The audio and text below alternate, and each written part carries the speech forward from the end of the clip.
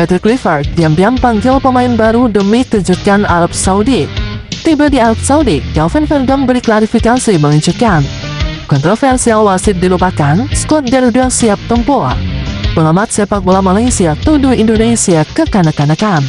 Usai, di bawah, lanjut simak informasi selengkapnya.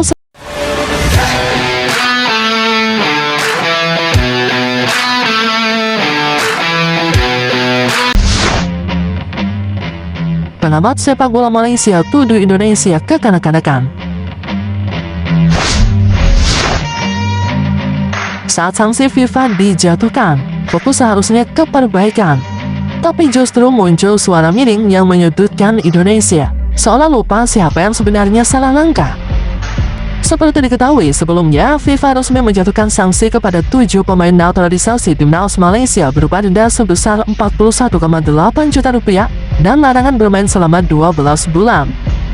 Tidak hanya itu, Federasi Sepak Bola Malaysia juga dikenai denda setara 7,3 miliar rupiah.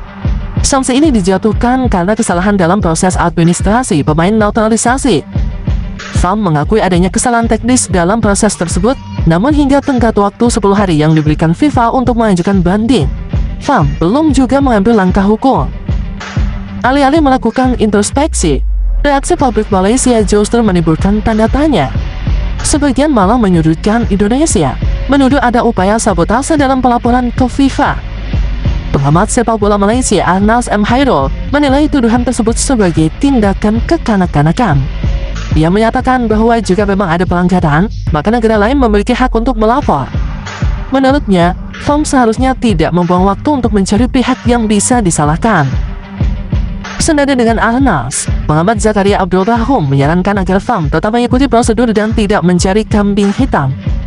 Ia mengapresiasi langkah FAM yang sudah mengakui kesalahan tanpa menunjuk pihak tertentu. Pekan Ramli, pengamat lainnya, menilai bahwa isu ini telah melebar menjadi ajang saling menyalahkan, termasuk kepada Indonesia dan Vietnam. Ia menekankan pentingnya menjunjung sikap benar dan menjauhkan sentimen yang tidak perlu.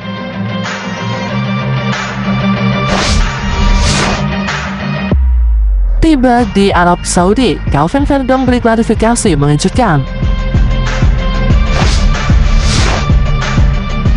Di saat publik menduga kepentingan negara jadi alasan utamanya absen, Calvin Verdong justru muncul di Arab Saudi dengan penjelasan yang tak banyak orang prediksi sejak awal. Sebelumnya, kabar cukup mengejutkan datang dari Liga Prancis. Calvin Verdong tiba-tiba tidak masuk dalam daftar 20 pemain yang disiapkan pelatih Lille, Bruno Guirassy saat timnya menjamu PSG. Padahal, sebelumnya Verdong tampil reguler, bahkan ikut memperkuat Lille saat mengalahkan AS Roma di Liga Eropa. Awalnya, muncul dugaan bahwa PSSI telah melobi Lille agar Verdong bisa bergabung lebih cepat ke timnas Indonesia. Namun, spekulasi itu terbantahkan setelah sang pemain mengunggah aktivitasnya di Instagram. Ia terlihat menyaksikan laga Lille versus PSG langsung dari tribun stadion. Dalam keterangan singkatnya, Verdong menjelaskan bahwa ia absen karena mengalami sedikit keluhan di bagian leher. Ia menyebut rasa nyeri tersebut membuatnya belum bisa diturunkan oleh tim. Setelah absen di laga tersebut, Verdong akhirnya mendarat di Jeddah Arab Saudi pada Senin kemarin. Ia langsung bergabung dengan 28 pemain lain yang sudah lebih dulu dipanggil Patrick Kluivert. Kini, publik menantikan bagaimana bek kiri berdarah Belanda Indonesia ini akan menunjukkan kualitasnya saat melawan Arab Saudi dan Irak dalam melanjutkan kualifikasi Piala Dunia 2026.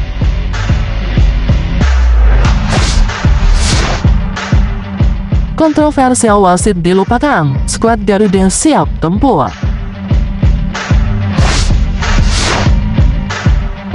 Ketika kontroversi wasit hilang dari panggung drama, skuad Garuda justru menunjukkan bahwa mereka lebih memberi aksi nyata daripada sibuk dengan sorotan yang tak lebih dari sekedar bumbu pertandingan. Jelang laga penting melawan Arab Saudi, isu soal wasit sempat bikin panas jagat sepak bola tanah air. Seperti yang sudah kita tahu, AFC secara resmi menunjuk wasit asal Kuwait Ahmed Al-Ali untuk memimpin laga krusial di ronde keempat ini. Keputusan yang entah kebetulan atau tidak, langsung memicu gelombang protes dari publik Indonesia. Ketua Umum PSSI Erick Thohir menuntut agar AFC bisa menunjuk wasit yang lebih netral, bukan yang sekelas tampak seperti tetangga dekat lawan. Namun sayangnya, surat resmi dari PSSI tak digubris sama sekali oleh AFC, seperti pesan yang dibaca tapi tak pernah dibalas. Manajer Timnas Indonesia Sumarji akhirnya angkat suara. Ia menyatakan bahwa tim memilih move on dan tak ingin larut dalam drama yang tak bisa mereka kendalikan. Fokus kini tertuju penuh pada persiapan teknis dan fisik pemain. Bahkan, pemain yang baru tiba pun langsung menjalani tes medis demi memastikan kesiapan penuh. Dan ya, terlepas dari siapa yang meniup peluit, Indonesia tetap akan bertarung. Karena di lapangan, yang menentukan bukan siapa yang meniup peluit, tapi siapa yang tak pernah berhenti berlari, bahkan meski arah anginnya terasa berat sebelah.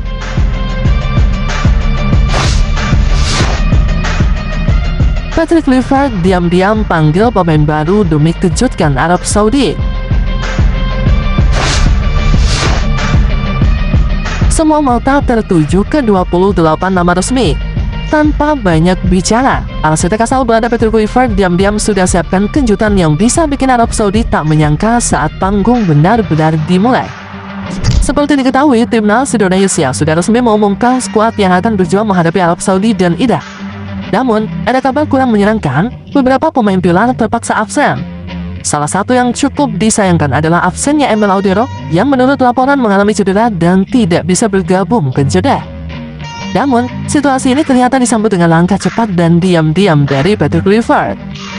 Jurnalis senior Haris Pardede yang akrab disapa Bung Harpa mengungkapkan bahwa pelatih Timnas Indonesia sebenarnya sudah menyiapkan beberapa pemain cadangan yang sisanya telah diurus oleh PSSI untuk berjaga-jaga jika ada pemain yang cedera. Bung Harpa menyebut bahwa informasi ini sangat valid dan layak dipercaya. Ia menyampaikan bahwa PSSI dan Kluivert tidak hanya fokus pada 28 pemain utama, tetapi juga menyiapkan nama-nama lain di luar daftar resmi, termasuk Reza Arya dari PSM Makassar sebagai opsi tambahan di posisi kiper. Yang menarik, nama Marcelino Ferdinand ternyata masuk dalam daftar pemain standby, meski sebelumnya dikabarkan mengalami cedera hamstring. Menurut Bung Harpa, PSSI sudah menyiapkan rencana besar yang bisa mengejutkan Arab Saudi dan Irak.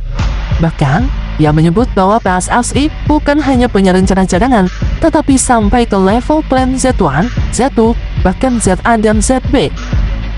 Langkah ini dinilai sangat penting, mengingat dua laga ke depan akan sangat menentukan nasib Indonesia di kualifikasi Piala Dunia 2026.